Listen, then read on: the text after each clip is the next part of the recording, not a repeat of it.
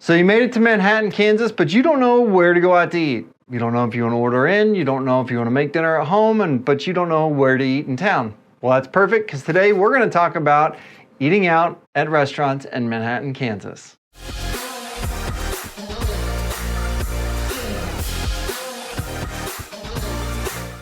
What's going on, everybody? Kyle Powers here with Haven Real Estate Group at eXp Realty. Again, I appreciate it if you guys are just now tuning into our channel. Go ahead and hit that subscribe button. Go ahead and hit that little bell so you get notified of any future content. And give us that like because it helps us out with the channel.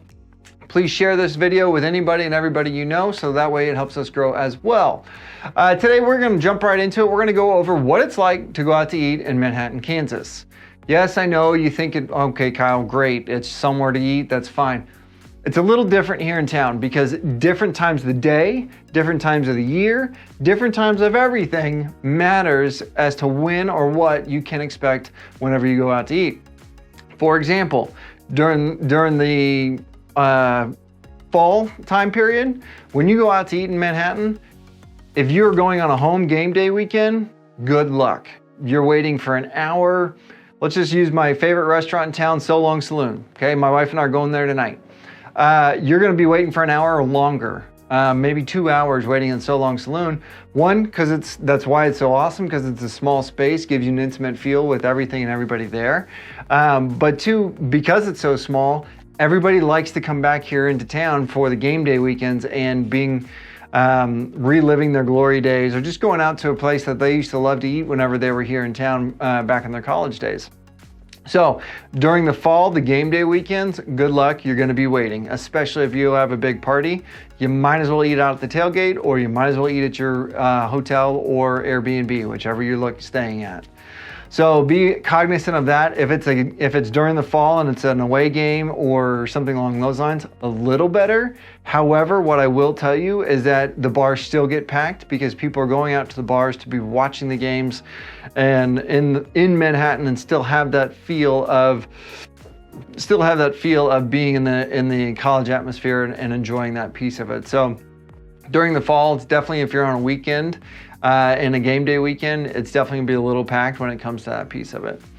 Next one we're gonna talk about is after football season's over, and it's still college time, or still the kids are going to school here and doing stuff that way. There's a lot more, our town almost doubles in size. I mean, I think don't check me on enrollment and stuff, but I think it's 15 to 20,000, somewhere in there as far as enrollment goes. But that's 15,000 people, 15,000 kids that are eating out, are spending money out in the restaurants and stuff that way, which is great. But if you want to go out to eat, you need to be thinking about that. Like, are you thinking about, like for us, whenever we go out, we think about having kids. Okay, how long can we keep them? Is it 20 minutes, 30 minutes, 45 minutes? Keep them entertained before we even get sat and looking at it that way. So be cognizant. Again, I'm not saying it's bad, because a lot of our restaurant workers and a lot of people that way, they are working hard to making that happen and making it happen in a quick timeline and getting you in there. So just be aware of that.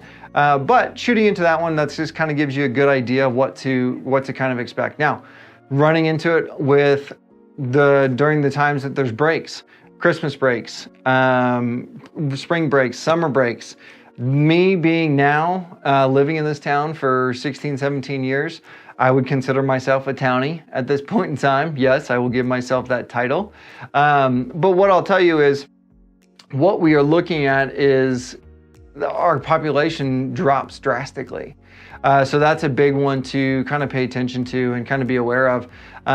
We don't necessarily wait. You get 5-minute waits, 10-minute waits once all the college kids are gone, and so you can kind of get in, get out, and have an actual quick dinner when it comes to that. Now again, I want to be very clear too, it's not a big deal as far as that goes. There are a lot of people here, but not near as much as in an LA or a Kansas City or Miami or anything like that. So there's not near the weights and not near that kind of stuff that you'll have to worry about in that. But it's still stuff to kind of be working towards and be paying attention to make sure we've got all that stuff taken care of. Now, moving forward, again, during those times, that's probably the best time to be going out to eat. And then during the times of days. Look at the time of day. Middle of the afternoon, early evening, probably not going to be near as many people out. That's 6 o'clock, 6:30 to 9-ish. There's going to be usually packed. And then pay attention to, are the Chiefs playing? Are the Cats playing basketball? Are the, or whatever may be going on, that's going to fill up the restaurants and fill up that stuff, because a lot of, if not most of our restaurants double as bars as well. So that people like to go out and enjoy some beverages and stuff that way. So just kind of paying attention to what's going on. Again, I want to be very clear. It's not bad. It's not a big deal as far as everything goes. But what you will find is just being cognizant of what that looks like. Because we do have a lot of sports bars in this area because people love their sports here in Manhattan.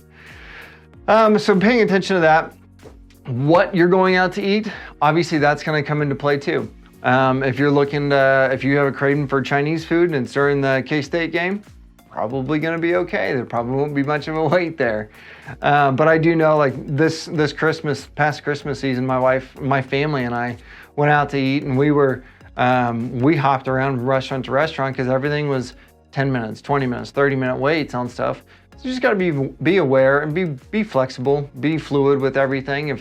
If something is not to your liking or isn't to your timeline, that's fine. Then you shift, you change, and it is what it is. If you're dead set on something and that's what you want, then you pay the consequence, or you be prepared for whatever that may be. So paying attention to that is definitely being cognizant of that. Here in Manhattan, if you check out some of our other videos, you'll see the differences in restaurants and what we have to offer and things there. But we have Asian cuisine, we have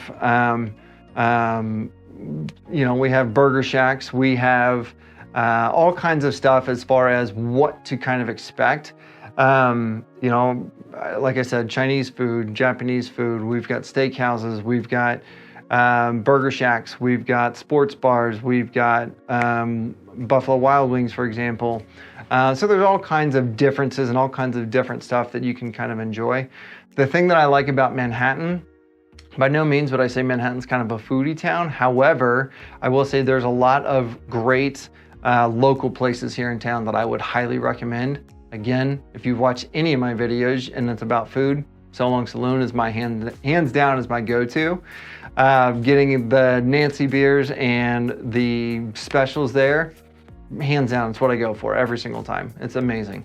But I would tell you that I think you would be hard pressed. We have Jamaican food here too. So I think you'd be hard pressed to find out what it is. If you're craving something, you'd be hard pressed to try and find something that you couldn't find, whatever it may be, if that makes sense. I don't know if that makes sense, but hopefully you get what I'm talking about. So that's kind of what I'll tell you there as far as that goes. Again, that's all I got for today. I do appreciate it. If you do know of somebody that is looking to buy, sell, invest, or just looking at rentals or anything here in town, reach out. I'm here to help. Obviously, what we do in real estate, we help people buy and help people sell, and we help investors. I do a lot of that in my own background. I used to be a K-State student turned contractor turned real estate agent and investor. So I have a lot of that background for myself that I pass on to a lot of my clientele, making sure that we are making a right decision for you and what your goals are, whether it be personally, whether it be business, whatever it may be. So if you do have anybody that's looking at that, please have them reach out to me. My number is 785-477-5485. My email is kyle@homesforsalemhk.com. And until next time, I appreciate you guys checking out the channel. Don't forget to hit subscribe, share the channel, like it, and give us any kind of feedback you can. We'll talk soon.